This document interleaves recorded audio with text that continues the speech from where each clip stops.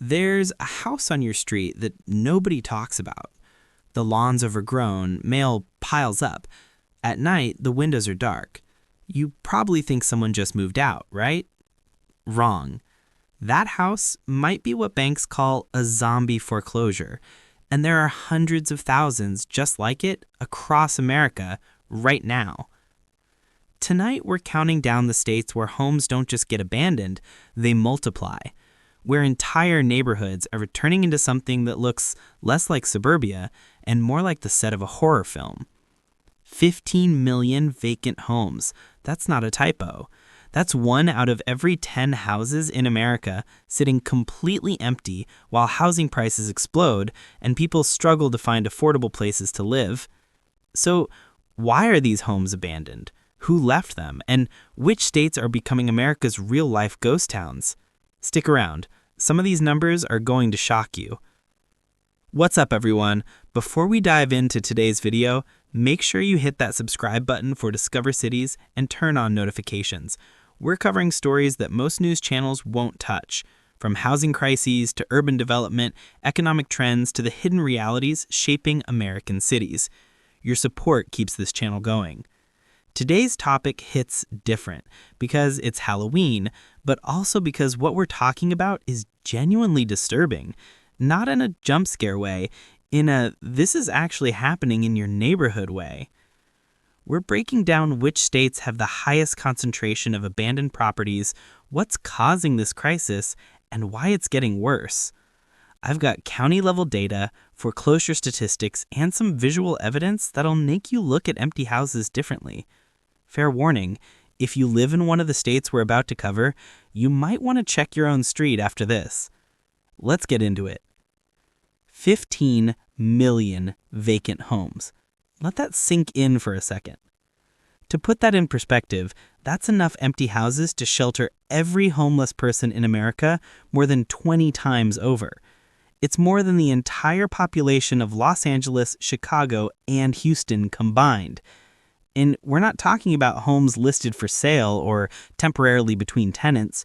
We're talking about properties that have been sitting vacant for months, sometimes years.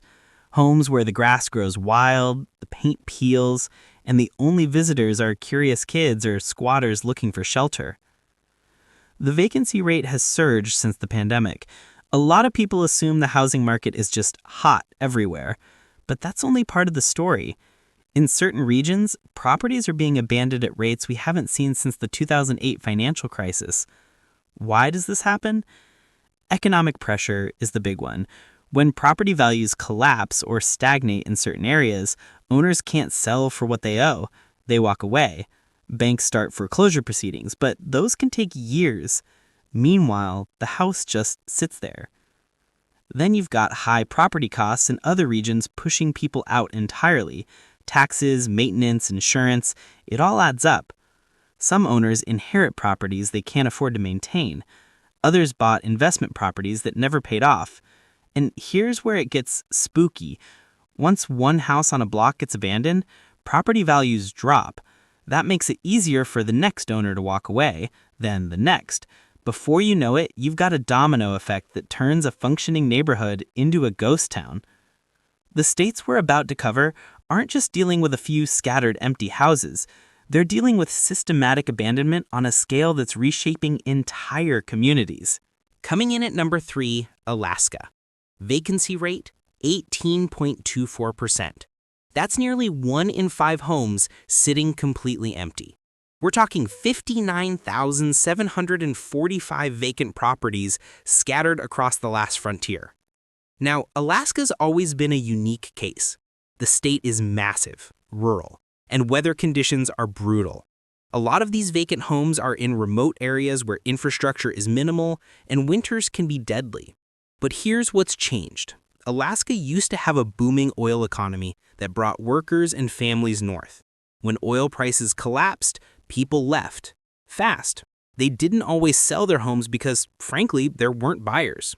You've got entire subdivisions in places like Kenai Peninsula and Fairbanks, where homes were built during the boom years and are now just sitting empty. The cold accelerates decay. Pipes burst, roofs cave in under snow, wildlife moves in. And unlike southern states where an abandoned house might just look run down, in Alaska, these properties can become legitimately dangerous. Black mold, structural damage from ice, even bear dens.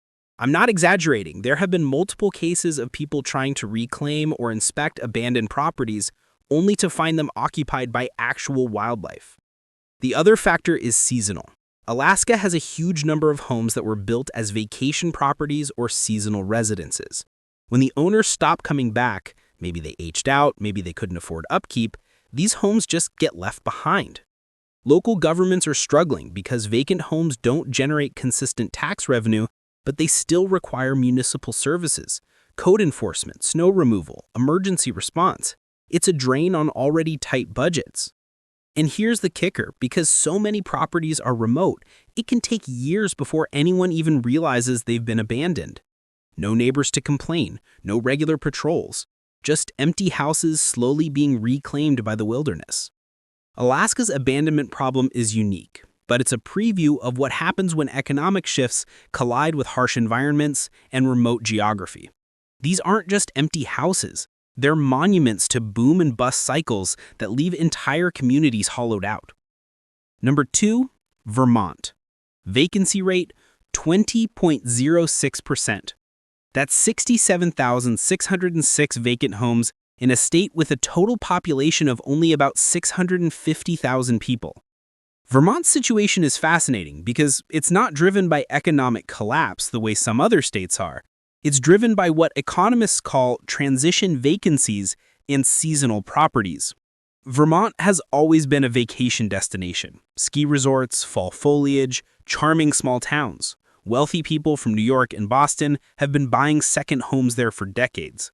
But a lot of those second homes are now sitting unused. Why? Generational turnover, for one.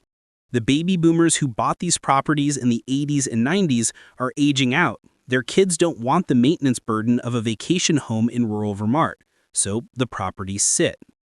Then you've got the pandemic effect. A lot of people rushed to buy Vermont properties during 2020 and 2021, thinking they'd go remote permanently. That didn't last.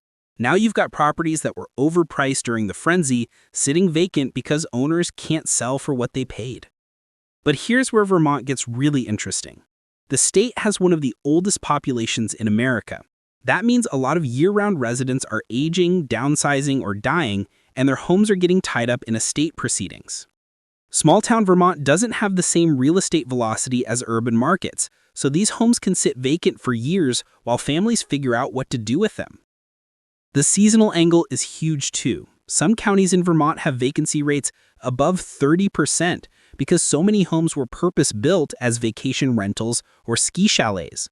When the owners stop renting them out or visiting, they don't necessarily sell, they just sit. And unlike urban areas where vacant homes get repurposed quickly, Vermont's rural character means there's no pressure to move fast. Homes can stay empty for seasons, years even, before anyone takes action. The impact on communities is real. Towns that rely on property taxes are seeing revenue decline because vacant homes often fall into disrepair and lose value. Local businesses suffer because there are fewer year-round residents. Schools close because there aren't enough kids. Vermont's vacancy crisis is a slow burn. It's not dramatic, it's not making headlines, but it's quietly transforming the state's landscape from vibrant small towns into collections of empty homes waiting for someone to care. And the state with the highest vacancy rate in America, Maine. Vacancy rate, 21.09%. That's 157,467 vacant homes. More than 1 in 5 properties sitting completely empty. Maine's vacancy problem is a perfect storm of seasonal properties, aging demographics, and economic stagnation in rural areas. Let's start with the coast. Maine's coastline is dotted with vacation homes, summer cottages, and properties that were built for tourists. A huge chunk of these are only occupied a few months out of the year, but the data counts them as vacant because they're not primary residences. However, and this is important, Maine's vacancy problem goes way beyond seasonal homes. the state is seeing a genuine surge in foreclosures and what the industry calls zombie homes. These are properties where the owner has walked away, but the bank hasn't completed foreclosure yet. Why is this happening in Maine? A few reasons. First, Maine has an aging population. It's one of the oldest states in the country. People are dying or moving to nursing facilities, and their homes are getting left behind.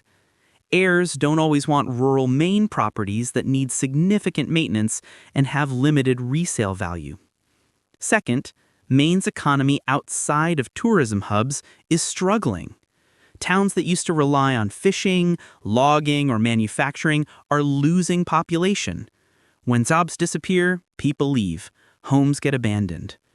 Third, property taxes and maintenance costs in Maine are high relative to income levels. A lot of homeowners, especially retirees on fixed incomes, reach a point where they can't keep up. They stop paying, foreclosure starts, they walk away before it's finalized. Here's where it gets dark. Zombie foreclosures. These are the scariest type of vacant property because nobody's responsible for them. The owner's gone, the bank hasn't taken possession yet, so the house just sits in limbo, often for years, deteriorating. Zombie homes drag down entire neighborhoods. They attract crime, vandalism, squatters. They become health hazards. And because nobody legally owns them yet, there's no clear path to fix the problem. Maine's foreclosure data shows zombie properties are increasing year over year. And in certain counties, particularly rural ones, the numbers are staggering. The visual impact is unsettling.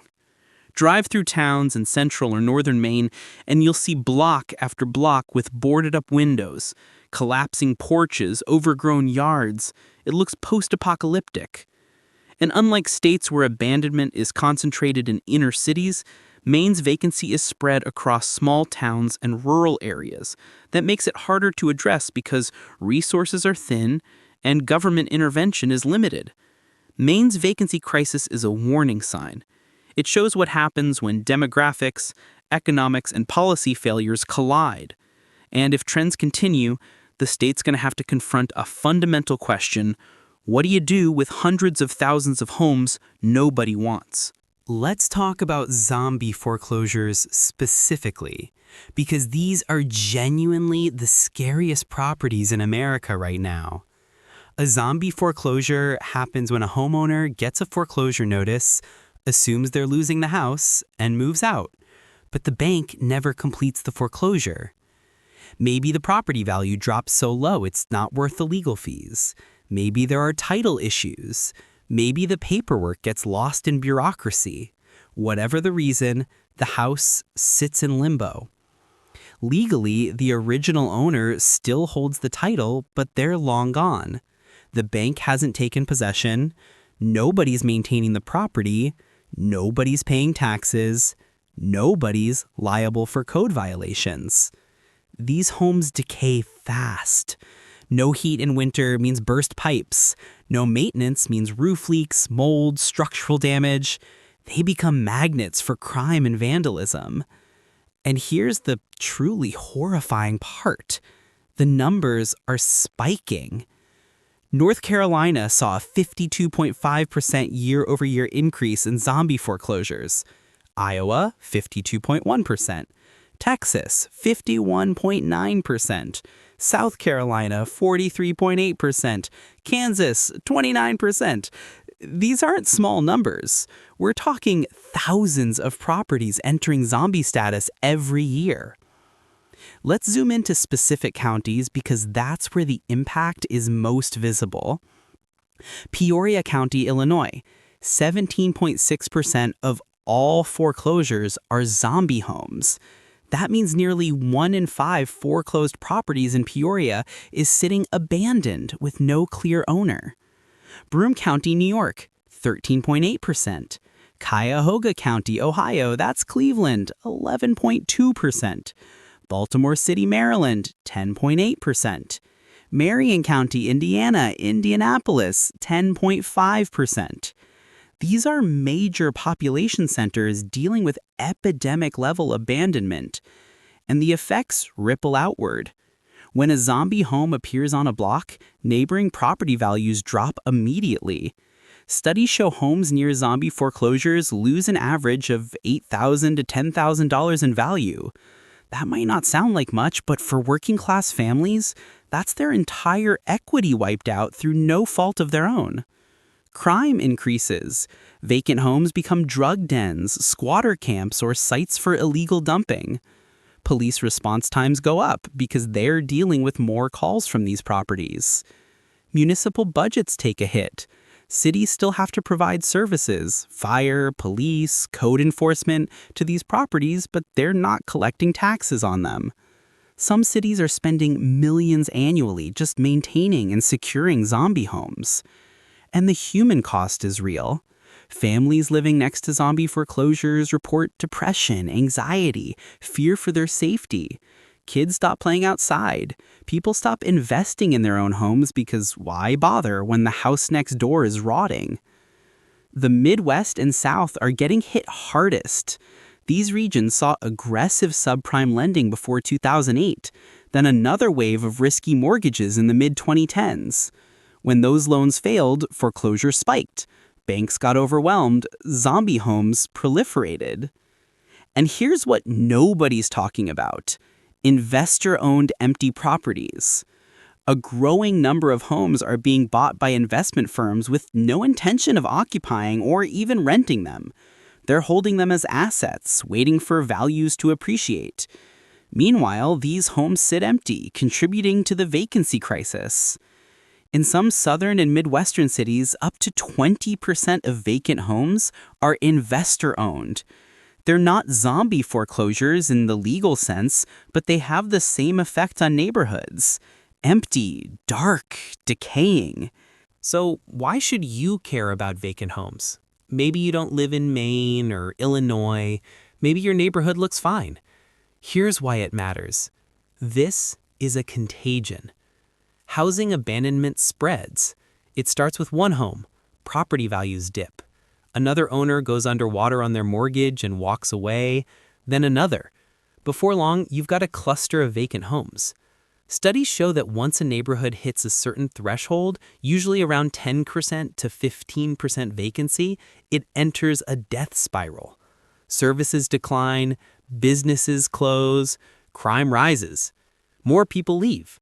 More homes get abandoned. And this isn't just happening in Rust Belt cities anymore. It's spreading to suburbs, small towns, even rural areas that used to be stable. The pandemic accelerated this. Remote work meant people could leave expensive cities, but it also meant they left behind homes in places where the local economy couldn't sustain them. Some of those homes never got resold. Inflation hit hard too. Property taxes, insurance, maintenance costs all spiked. People who were barely holding on financially had to make a choice: keep paying for a house they can't afford or walk away. A lot of them walked. And the foreclosure process, which used to take a few months, now takes years in many states. That means more zombie homes, more properties in limbo. Here's another angle: climate change. Coastal areas are seeing more frequent flooding.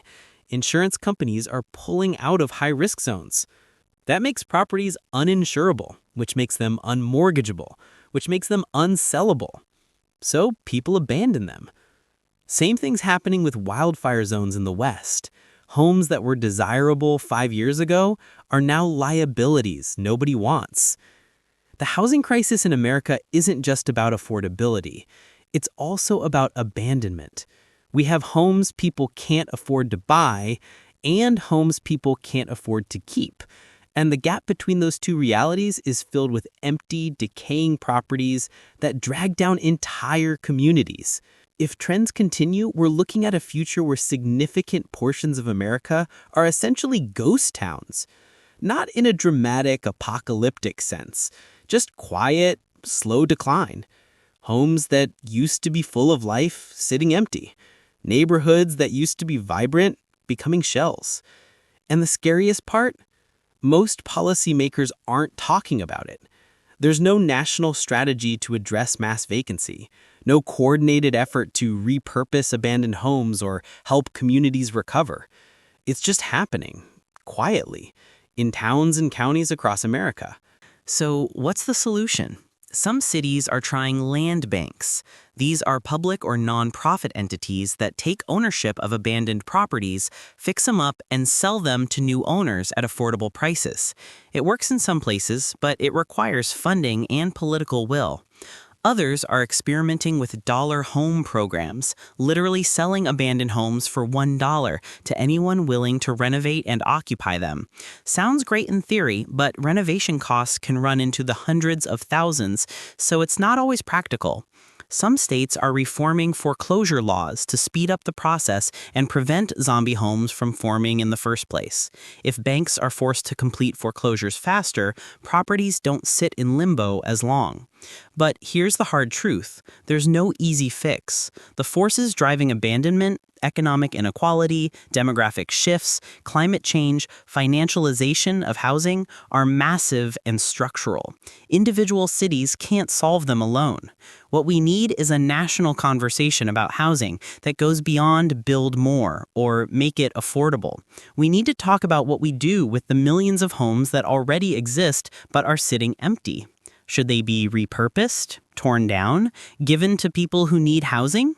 And we need to confront the fact that some places are going to continue losing population. Not every town can or should be saved, but the people living in those places deserve dignity and support as their communities transform. The alternative is what we're seeing now: slow, chaotic decay that leaves behind landscapes dotted with rotting homes and communities that have lost hope. All right, that's the data. 15 million vacant homes. States like Maine, Vermont, and Alaska leading the pack in vacancy rates. Zombie foreclosures spiking across the Midwest and South. Entire counties where 1 in 10 foreclosed homes is sitting abandoned. This isn't a ghost story. It's real. It's happening right now, and unless something changes, it's going to get worse. If you found this video valuable, drop a like and make sure you're subscribed to Discover Cities. We cover everything from housing trends to economic development, urban planning, to the stories behind America's changing landscape. Hit that notification bell so you don't miss our next deep dive. Thanks for watching. Stay safe out there, and maybe check on that empty house on your street. You never know what's actually going on behind those dark windows. See you in the next one.